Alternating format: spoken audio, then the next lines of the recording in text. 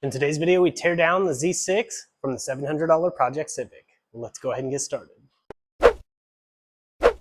God bless you and welcome to the channel. I pray you have a blessed day in Jesus' mighty name.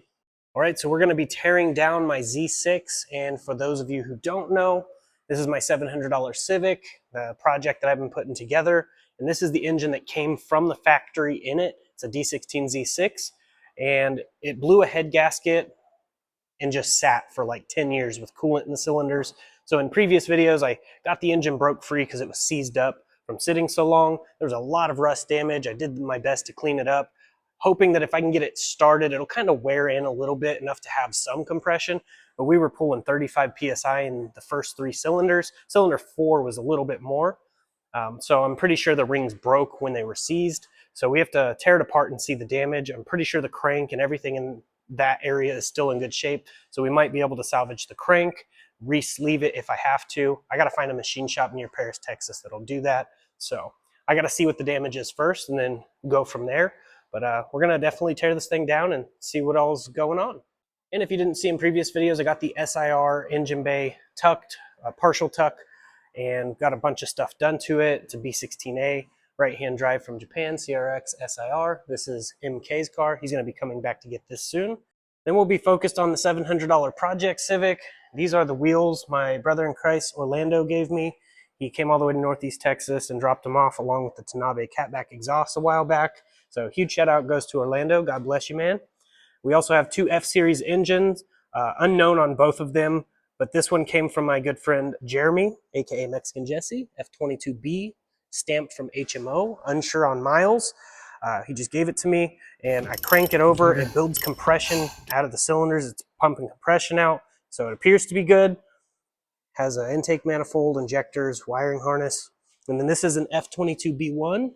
Has 2 cylinder heads. I cleaned them up the best I could. I cranked it over. Everything moves freely. I pressed down on the pistons and I didn't feel any clunks, so I don't think it has a spun bearing or anything like that. But I am unsure on both of these. But if anybody knows, anyone who wants to buy these, I'll do a package deal and sell them pretty cheap. Been going through all my parts. This is all the turbo parts, intercooler, turbo, and all that for the EJ1. Whenever I get an engine that's good, we'll actually be throwing the turbo stuff on. So I'm trying to make some of my money back. So I have some parts that I am actually going to be selling. So if anyone's interested in any of these, definitely message me on Instagram.com/Texas Honda channel. I've got a B16A2 with a cracked cylinder sleeve in cylinder 1. It has 4 Eagle rods with 4 Wesco pistons. One of the pistons, which is cylinder 1, had dropped a valve. So the piston on that one's not good, but all the other stuff's good. The block, 3 out of 4 cylinders are good. The 1 sleeve does need repaired, and the crank appears to be good. And I also have I believe it's an Integra Type R ECU, so I'll be selling that as well, and a few other parts. So definitely go over to my Instagram. If you see anything you like, let me know.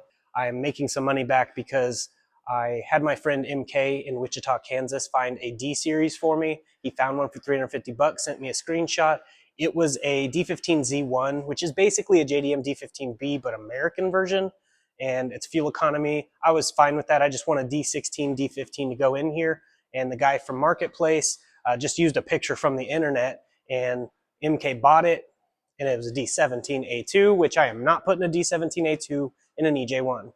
That might be for some of you. I do not like those engines. I've worked with them plenty. They always break rods really easy. I'm just not a fan of them. So I got basically screwed out of $350. So now I've got to come up with some extra money, and I have a D17A2 for sale if anybody's interested. But we're gonna move on to the D16Z6, the main focus of this video. Sorry for all the talking. I just want to get you guys caught up.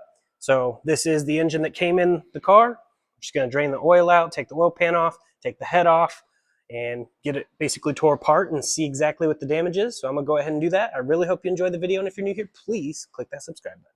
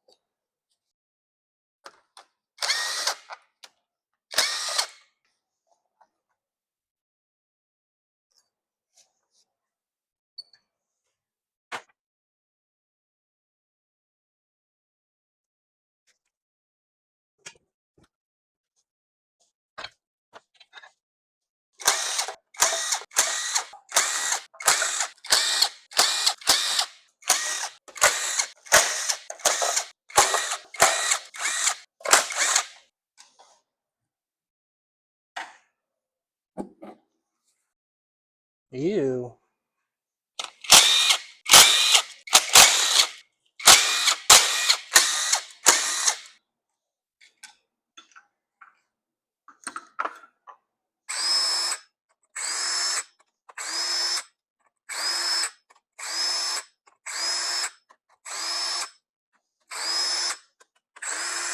All right, I want to show you guys this. The two center ones here, as you can see, they're longer. Just in case anyone ever tears apart a D series, all these outer ones are going to be shorter. These two in the center are going to be longer. And this is a good way to get this out, in my experience. Just give it a couple pops and you're good to go.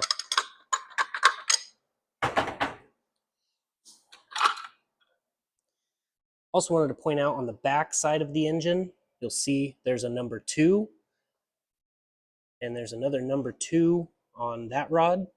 So when most people put these back together, they don't know which direction the rods came out. Good thing to do, take video, take pictures before you pull anything out, so that way you know how it goes back in. But that number 2, if you're ever doing a factory rebuild, needs to be on the back side of the engine. You need to point to that. I've even done it too where I put that 2 facing the front and everything's out of whack and it causes problems. So just wanted to point that out.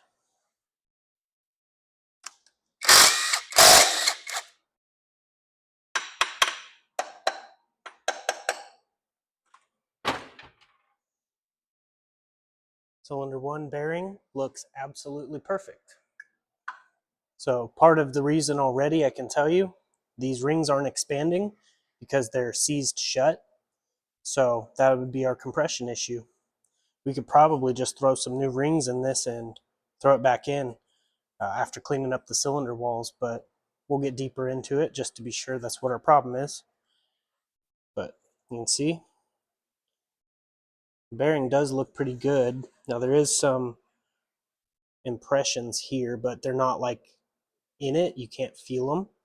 So those definitely had a lot of life left in it.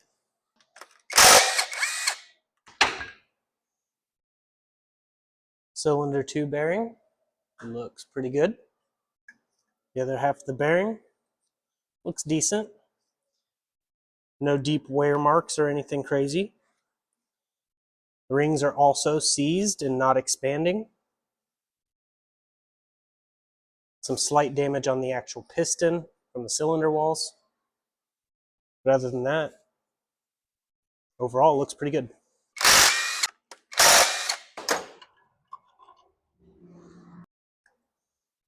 Bearing looks good on this side. Same thing. Rings are not expanding. A little bit of wear on the tops of the piston.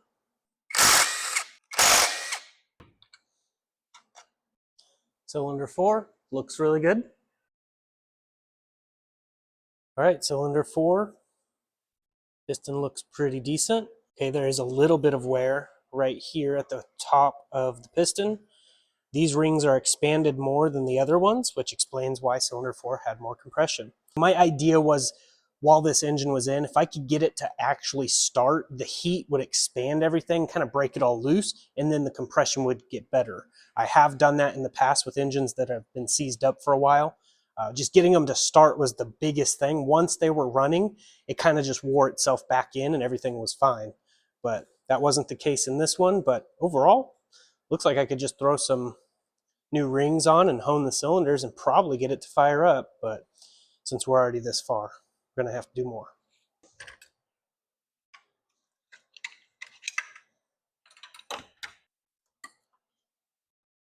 All right, so I was looking over the main bearings and everything looks good until we get here to cylinder 1 main bearing on the outer. Yeah, that's some copper. So this one is a little bit low, so we'll probably have to get this line honed, most likely, but not exactly sure yet. We'll have to get the opinion of a professional machine shop. I've built plenty of these D-Series engines, and I've never seen one actually have copper on the main bearings. It's always been a rod knock, rod bearing problem. But since there is some wear on that one, we got to get the crank measured, mic'd out. We'll do a micro polish and miking just to make sure. If it's all within spec, we'll just throw some standard bearings in it. And if not, then we'll have to move to the next, hopefully not expensive step. But yeah, I'm gonna flip this over and we'll see what the cylinder walls look like. All right, so here are the cylinders. You can see cylinder 3 looks terrible. Lots of pitting and gashes in it. Cylinder 4 is not bad, but there is still some pitting at the top. Cylinder 1, yeah, got a little bit of wear. But cylinder 3 seems to be the biggest problem I can see. So until we get it taken to a machine shop, they're probably going to have to board these over, which I'm okay with that. I'm okay with going, 60 over or whatever, and risking it. But I can't afford, professional re-sleeve kit. So if it comes down to that, I'm just going to have to get a different bottom end. But it does look rebuildable. So just got to find a machine shop that's willing to take it on, preferably without, costing as much as my mortgage. But yeah, definitely the rods look good. The pistons look, just like I said, a little bit of wear on them, and the rings were not expanding. And if they could have expanded, I think it would have ran. It probably would have smoked a little bit due to that cylinder, but I've actually ran cylinders that look worse than that and never got smoke. So anything's possible. But yeah, it's definitely tore down now. We can get it all cleaned up, get it sent off to the machine shop. And if anyone's wondering why I have these backwards, it's because I didn't have a bolt long enough, so I just used the bolt through the slit.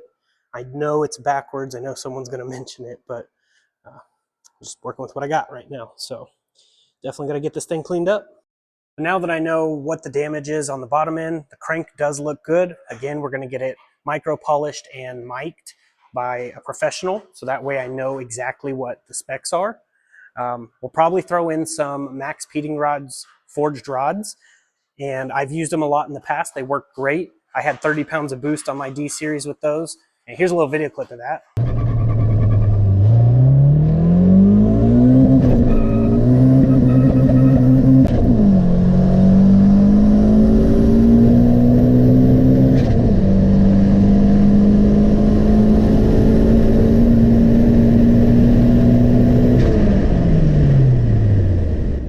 As you can see, it definitely pulled pretty hard, and for proof it's at 30 psi. You can see right there where it says map, that's 30 psi.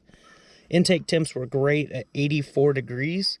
So that was my D16Y7 head with a Y8 cam locked VTEC. If you don't remember that video, I'll try to link it in the description. I locked VTEC in and basically ran a Y7 non-VTEC head with a VTEC cam on the VTEC lobes as my daily. There was no crossover. It was VTEC all the time. And I had the forged rods from Max Peating Rods and some cheap Viterra style pistons in there. And it was tuned for 30 pounds of boost. It could have been faster if I had just a VTEC head on there and had a proper cam and everything, but it was still pretty impressive to have 30 PSI running through that thing, and it was actually doing pretty good. But I'll get my budget figured out, and God willing, we can get that thing built and thrown in here. In the meantime, I do need a D15 or D16 to get this thing running, because we're down to one vehicle, which is our MDX, and if anything happens to that, we're basically out of a way to get around, because we don't have family nearby. God placed us out here where we know nobody, and we're out in the middle of the country, so it makes things more difficult. So we got to have two vehicles, especially whenever I have things I need to go do for work, and my wife needs to go run the kids somewhere or go grocery shopping, and I have the vehicle, then she's stranded here. So we got to get this thing going. So if anyone has a lead on a D15 B7 or D16 Y7 Y8, something good running that I can put in, maybe just needs a new head gasket and water pump or something not so serious, then please let me know. I don't have a lot of funds, so if you guys can keep an eye out, I'd greatly appreciate it. You can message me on Instagram.com/Texas Honda channel, or you can email me. Also wanted to show you this from Bull Boost. I'm going to be taking the power steering rack out and putting a manual rack in, and this piece basically just goes right up in there, and it'll make it look really nice with the manual rack. So there'll be a video coming out on that as well. If you guys want to get anything from Bull Boost, their information is in the description with a discount code, so you guys can save some money at checkout, and it helps the channel because I make a small commission. But the rain's starting to come down a little harder, so I'm going to go ahead and get off here. I really hope you enjoyed the video. Definitely stay tuned for more. We'll have more coming as soon as possible. Sorry content's been slow. I've been posting over on my other channel, More Motorsports Garage. So if you want to check out content when I'm not posting here, I'm posting there. I'm going to go ahead and roll my outro. Please stay tuned to the end. And here it is. God bless each and every one of you. I don't know who this message is for, but I wanted to let you know this is the sign you prayed for. And for the people who are watching that didn't pray for a sign, this is the sign you need. The beauty of the gospel is Jesus lived a perfect, sinless life, 100% obedient to God the Father, went to the cross, died, was buried, 3 days later, rose from the dead, seen of about 500 witnesses, left us with the Holy Ghost, and all we have to do is believe in our heart, confess with our mouth, and we'll be saved. Then we can do the works, like Acts 2:38, repent, be baptized in the name of Jesus for the remission of sins. We weren't saved to be silent. So if you think you're saved just to be quiet and it's just for you, you're wrong. We were saved for someone else. I pray this message reaches whoever it is intended to. There's a lot of people that feel lost and don't know what their purpose is. I was one of those people. God saved me. He found me. Remember, I was the lost one, not him. So he's looking for each and every one of us, and he is pursuing after us because he loves you. You're not seeing this by accident. You're not continuing to watch this by accident. Most people close out. If you're still watching, it's because it resonates with you in some way. I just want to let you know God loves you, and so do I. People can hate for no reason. I can love you for no reason. But I have a reason, and his name's Jesus. Just want to leave this message with you. My information's in the description. If you ever need to message me, feel free to. You can email me anytime. But that's basically it. I'm going to go ahead and get off here. I really hope you all have a blessed day in Jesus' mighty name.